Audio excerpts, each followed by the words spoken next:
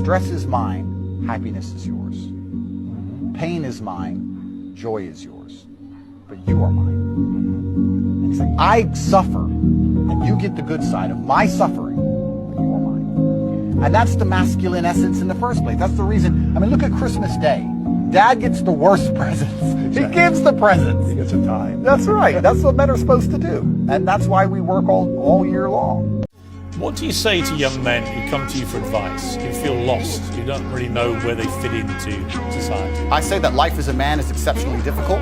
I say the most beautiful and the most terrifying thing about being a man is you're born without value. Society doesn't care about you. You're only going to be cared about based on how useful you are.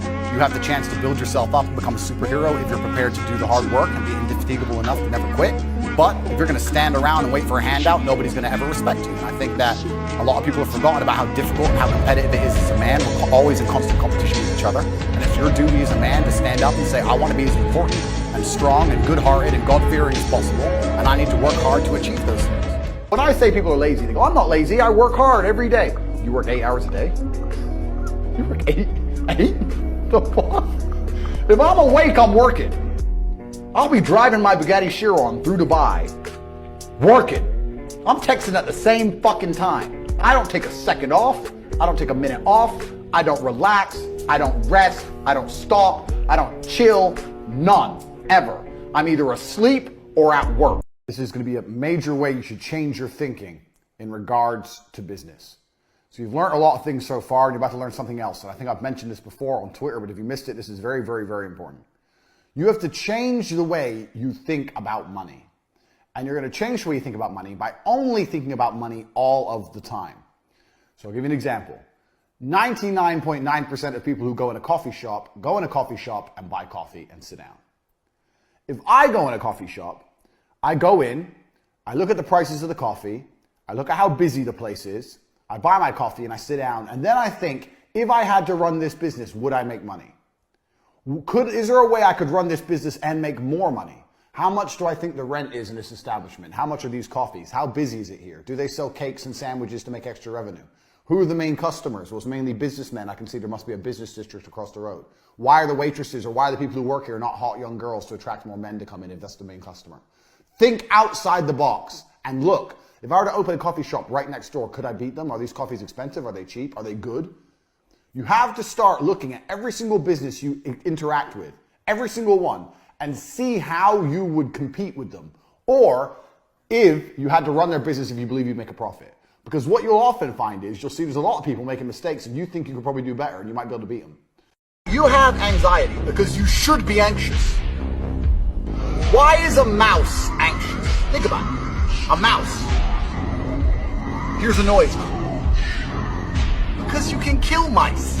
See, the bear doesn't get anxious. If the bear hears a noise, it's like calm. Like, is there something I can kill over there? The mouse thinks, a noise, it might kill me. A bear thinks, a noise, I might want to kill it. It's a different vibe. You're anxious because you're a little weak bitch. If you went to the gym and got strong, and got rich, and got important, you wouldn't be anxious anymore. You made her leave you. You did. Whether you like it or not, you are the reason she became so cold. You are the reason she doesn't listen anymore. You are the reason she's so arrogant all of a sudden. You are. You may not have identified why yet, but if you identify why, then you get into your next relationship healed and understanding what you did wrong and learn from it. That's what you have to do. But most of these men don't want the self-accountability. I love that. And they want to blame the women. You have to blame yourself. I know exactly now how to keep a woman happy. So I ain't got nothing to worry about. I've learned my lessons. I know exactly how to keep a woman happy. I know when to set a boundary, when to be nice. I know exactly what to do because I've self-analyzed. I sit here and I wonder, as I look at the peasants below, a large proportion of them don't want to escape. Well, I don't want to be rich. I just want more time to relax. Losers, slaves. Enjoy the oncoming enslavement which is going to be bestowed upon your bloodline because you are a fuck up and you deserve it. Then you have the others who want to escape but they don't believe it's possible because they've been demoralized. They have fallen for a different type of setup. And I wonder, if I were to ask you, do you actually, truly believe in your heart that you can escape the Matrix?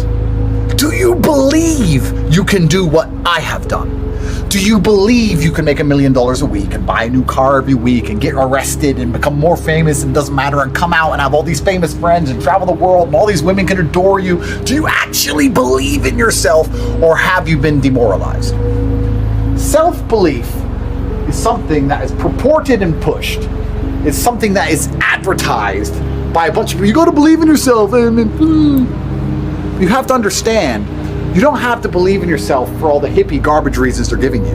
You have to believe in yourself because every single time you're going to want to do something which is exceptional, you're going to have to suffer. And the only way you can suffer is if you believe you will reach it to the other side. You believe it will work in the end. If I set you on fire and I tell you that eventually, in 15 seconds or so, I'll put out the fire, and you believe me, you'll be able to sit there engulfed in the flames of poverty, and you'll be able to meditate and use your mind to resist dying because you believe it's coming to an end. If you don't believe I'm ever going to put the fire out, you're done. In fact, you're toast. And the reason for that is because you cannot endure the pain required because you don't ever believe you're going to get to the destination you are hoping for. To get to the end, you have to believe in yourself because you're going to suffer and it's going to hurt. And the only way you're going to get there is if you truly believe you're going to make it. So when I ask you, do you believe you could escape the matrix? Do you know what you want? Do you believe you could achieve your dream life and not be like all of these other idiots down below who don't want to escape, or don't think they can escape, or think it's too hard, or think it's too difficult? Do you truly believe you are that guy? Because not all of you are going to make it. But the ones that do make it are going to be the ones who believe they can make it. I always knew I was going to make it. I knew I couldn't be like all of these brokies. I couldn't do it. Couldn't be a brokey. Couldn't be a wagey. Couldn't be a worky. No, sir. I knew I deserved better. There had to be a way out, and I found it. You have to believe in yourself. Now, we're going to go a step further because I don't want to sound like any of these hippie self-help guru idiots. When I say believe in yourself, I don't mean sit around on your ass jerking off believing in yourself, because that is just a fast track to nowhere. I want you to believe in yourself because you have built a self-image which is ruthlessly created via difficult experiences you have deliberately undertaken. I want you to go out there and do difficult things on purpose so that if you ever catch yourself with any self-doubt, and self-doubt is insidious and dangerous. It's like a little seed, but it grows into forests of inaction. Once you doubt yourself, these large forests of, well, maybe it's too hard, maybe I'll fail, and you just sit and do nothing, waiting to die. I want you to go out there and do difficult things so that if you ever doubt yourself, you can say, well, I succeeded in this situation. Why can't I succeed in that situation? I became a 4-time kickboxing world champion. I survived a Romanian dungeon. I survived the matrix attack of cancellation. Why can't I succeed with X or Y or that bitch? Anything. That's the beauty. But my self-image is built in brutal competence because I've been out there and been a combatant against the matrix for so long. I know I can't lose anymore. You have to go out there and do difficult things on purpose so that you believe in yourself. And then you have that self-belief, which is built on real-world experience. And the real-world experience has taught you skills, and you believe you're going to make it out. And nobody else believes it, but you do. In your heart, inside, you know you will escape the matrix. And that is how you're going to escape. It's kind of amazing how something so intangible, emotional, like absolute self-belief can play out so heavily in the tangible world of bricks and mortars and Ferraris and money. But it's the physical and metaphysical that combine. That's what makes life so beautiful, all the things we understand and all the things we don't understand. But often I say to people, what's your dream? And they say, I want to escape the matrix. And I say, but will you? And I see in their eyes the flicker of doubt. They're confused by the question. Andrew, I want to escape the matrix. Will you? They don't know. They have no idea if they will or not. They don't believe if they will or not. They've never thought about that. It's easy to think about what you want. It's difficult to think about what you're actually going to have and do, because then you are accountable for that. Now you have to take action. I want lots of things, but I know which things I'm going to be able to do and which things I'm not going to be able to do. So please understand the matrix operates on different levels. They convince you to not try and escape.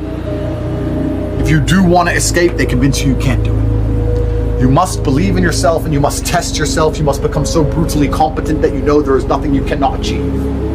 And when you've done those things and you truly believe, and the universe, by some freak accident, decides to place me in the exact place you are, you're walking down nobody's street in a no-name town, and you see Andrew Tate, the top G, and you say, I don't believe it. It's you, it's Andrew Tate.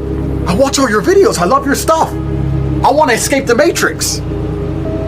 You should know exactly what to answer when I reply. But